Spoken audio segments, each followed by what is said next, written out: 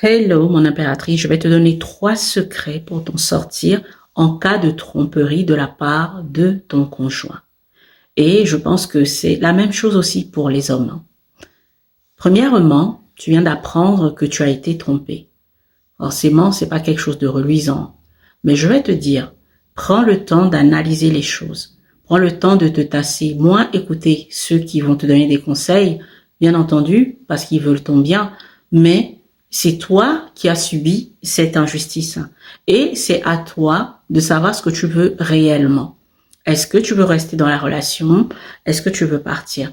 Prends le temps de réfléchir parce que souvent, on a tendance à aller beaucoup plus vers la colère et on prend des décisions à la hâte qu'on peut regretter plus tard.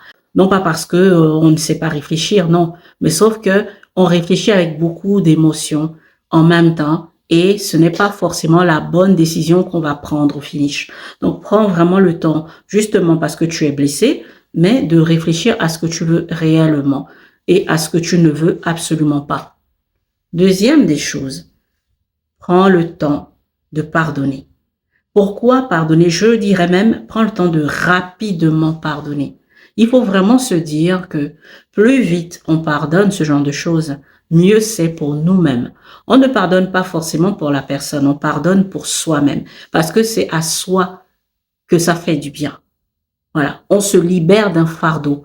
Vous savez, la vie ne dure qu'un temps.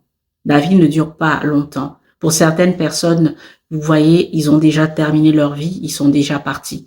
Donc, imaginez un peu rester avec une amertume profonde, des douleurs profondes pendant 6 mois, pendant 1 an, pendant 2 ans, pendant 3 ans, parce qu'on n'arrive pas à s'en sortir à cause de ce genre de mal. Ça n'en vaut pas la peine. Ça n'en vaut absolument pas la peine.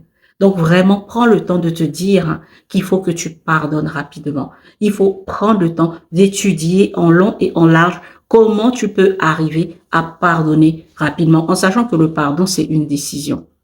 C'est une décision de laisser partir.